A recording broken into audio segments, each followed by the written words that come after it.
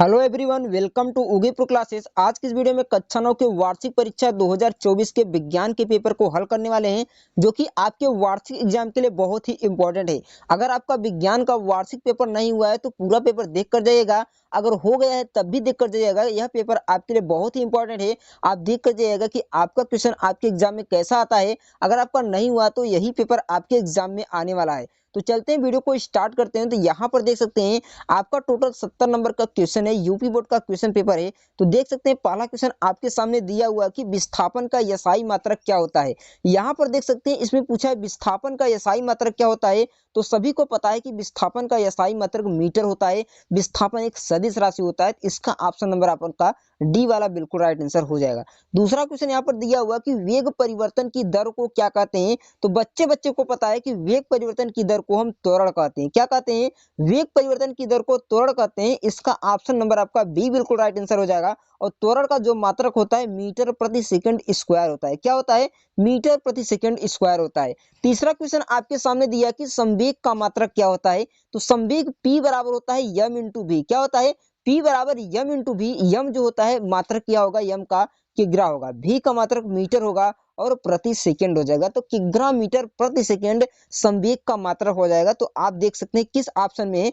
Option number C किग्रा metre प्रति second. Option number आपका 3 बिल्कुल राइट आंसर हो जाएगा। चौथा नंबर क्वेश्चन आपके सामने दिया कि एक किग्रा द्रव्यमान वाली एक वस्तु 1 मीटर प्रति सेकंड स्क्वायर त्वरण से त्वरित होती है या आरोपित बल आपका मान ज्ञात करना है।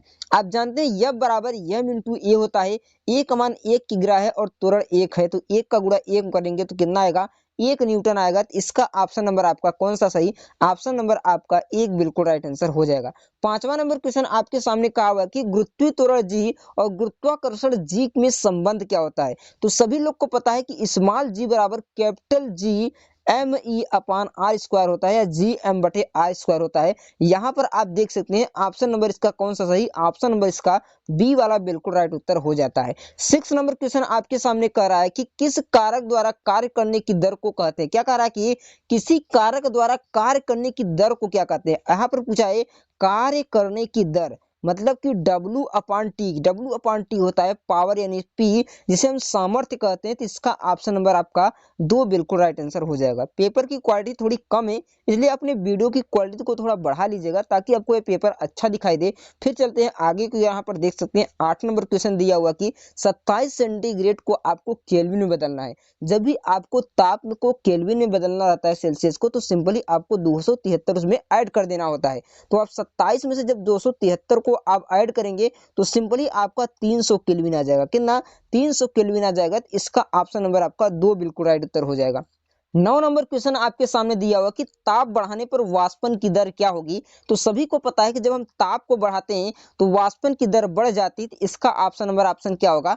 ऑप्शन नंबर ए आपका बिल्कुल राइट आंसर हो जाएगा। उसके बाद देख सकते हैं 10 नंबर क्वेश्चन है कि सल्फर क्या है।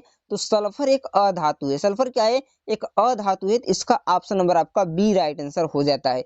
11 नंबर क्वेश्चन आपके सामने पूछा है कि निम्नलिखित में से यौगिक क्या है। यौगिक यहाँ से आपसे पूछा है कि जल एक यौगिक है कि नहीं है, सोडियम एक यौगिक है कि नहीं है, हाइड्रोजन एक यौगिक है कि नहीं है, वायु एक यौगिक है कि नहीं है। आप ध्यान से देखिए, दो चीज होता है। एक होता है मिश्रण, एक क्या होता है? मिश्रण। और एक होता है यौगिक। क्या होता है? यौगिक। जिसका आपको सूत्र मिलता दिखाई दे उसे हम यौगिक कहते हैं, और जिसका सूत्र मिलता न दिखाई दे उसे यौगिक कहते हैं। अगर हम वायु की बात करते हैं तो वायु का सूत्र आपको नहीं मिलेगा, जबकि जल का सूत्र आपको मिल जाएगा। तो जल आपका क्या है? कि यौगिक है।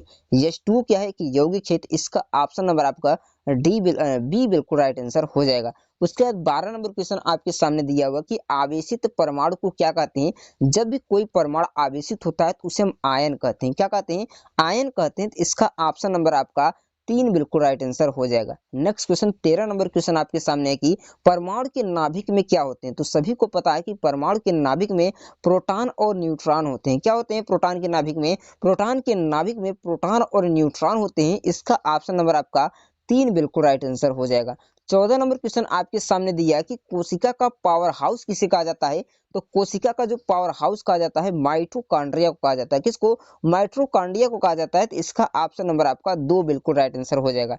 नेक्स्ट क्वेश्चन दिया कि आत्मघाती थैली के नाम से किसे जाना जाता है? तो लाइसोसोम को। किसको? लाइसोसोम को आत्मघाती थैली या आत्महत्या की थैली कहा जाता है। तो इसका ऑप्शन नंबर आपका 2 राइट आंसर हो जाएगा। 16 नंबर क्वेश्चन आपके सामने है कि प्रकाश संश्लेषण की क्रिया होती है।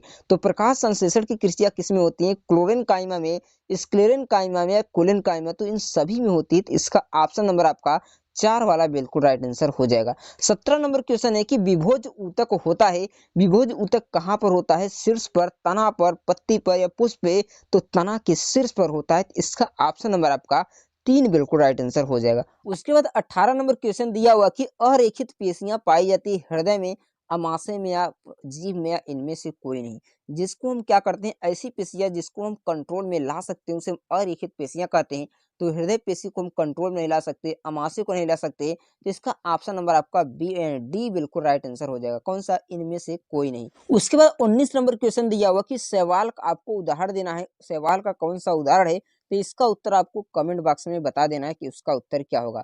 द्विनाम पद्धति के जन्मदाता कौन है? तो द्विनाम पद्धति के जन्मदाता कैरोलस लिनियस को माना जाता है। तो इसका ऑप्शन नंबर आपका ए बिल्कुल राइट आंसर हो जाएगा। उसके बाद यहाँ पर देख सकते हैं वर्णात्मक प्रश्न दिया है। वर्णात्मक प्रश्न में आपके सामने पहला क्वेश्चन दिया हुआ कि 20 मीटर की ऊंचाई से गेंद को गिराया जाता है, उसका वेग आपको 10 मीटर पर सेकंड स्क्वायर के त्वरण से दर से आगे बढ़ता है, तो गेंद कितने समय में धरातल से टकराएगी? तो सिंपल यहाँ पर यच का मान आप कितना दिया है? 20 दिया है, ए का मान आप में 10 दिया है और अंतिम वेग यहाँ से आपका 0 हो जाएगा क्योंकि धरातल से टकराएगी। तो सिंपली आपको पहले लगाना है किसका? v स्क्वायर बराबर यू स्क्वायर प्लस 2gh। पहले आपको सिंपली u का मान ज्ञात कर लेना है। जब आप u का मान ज्ञात कर लेंगे तो सिंपली आपको पहला समीकरण लगाना है v बराबर u प्लस जी टी। क्या लगाएंगे? u plus G T. तो यहाँ से आपको v का मान 0 हो जाएगा, u का मान आपको पता हो जाएगा, तो g का मान आप 10 ले लेंगे और t का मान यहाँ से आप ज्ञात कर सकते हैं। और t का मान इस तरह से ज्ञात कर लेंगे तो आपका टाइम आ जाएगा। उसके बाद यहाँ पर देख सकते हैं अगला क्वेश्चन दूसरा दिया है कि न्यूटन के गति विषयक का तृतीय नियम लिखिए। न्यूटन के गति विषयक का तृतीय नियम आप सभी को पता है, क्रिया प्रतिक्रिया का नियम होता है। इस आधार पर जेट वायुयान के रॉकेट की गति के नियम को भी बताना है। तीसरा क्वेश्चन दिया है कि न्यूटन के गुरुत्वाकर्षण बल का नियम और जी का मान बताना है। कि न्यूटन की गति का गुरुत्वाकर्षण नियम आप जानते हैं कि यह बराबर होता है Gm1m2 अपान आर स्क्वायर होता है और कैपिटल जी का मान होता है जी बराबर 6.67 गुणे 10⁻⁻11 न्यूटन मीटर स्क्वायर प्रति किग्रा स्क्वायर। क्या होता है? न्यूटन मीटर स्क्वायर प्रति किग्रा स्क्वायर होता है। उसके बाद यहाँ पर देख सकते हैं अगला क्वेश्चन आपके सामने दिया है कि क्वथन, वाष्पन, संघनन, हिमयीकरण की परिभाषाएं आपको देना है। समांगी और विषमांगी मिश्रण का उदाहरण देकर समझाना है। परमाणु और यौगिक में आपको 4 अंतर बताना है और पोटेशियम सल्फेट और फेरिक सल्फेट में आपको सूत्र लिखना है। ये क्वेश्चन बहुत ही आसान है, बहुत ही सरल है। मैं आशा करता हूं कि इन सभी क्वेश्चनों को आप अच्छी तरह से याद कर लेंगे। अभी इन क्वेश्चनों को अगर आपको नहीं आता है तो नेक्स्ट वीडियो में आपको इसका पूरा का पूरा उत्तर मिल जाएगा। अभी मैं आपको क्वेश्चन दिखा दे रहा हूं ताकि आपका समय बच सके और अपनी आप तैयारी अच्छी तरह से कर सके, क्योंकि आपका एग्जाम बहुत ही जल्दी आने वाला है। तो यहाँ पर देख सकते हैं कि कोशिका सिद्धांत को आपको बताना है, रेखित और अरेखित पेशियों में अंतर बताना है, वर्गीकरण की खोज किसने की उसके बारे में आपको वर्णन करना है। तो इन क्वेश्चनों को आप अच्छी तरह से देख लीजिए, जो कि आपके एग्जाम के लिए बहुत ही इंपॉर्टेंट है। इन क्वेश्चनों को आप अच्छी तरह से तैयार करके जाइए, तभी आप अपने एग्जाम में अच्छा से अच्छा स्कोर प्राप्त कर सकते हैं। मैं मिलता हूं आपको इसी तरह के एक न्यू पेपर के साथ, तब तक के लिए धन्यवाद।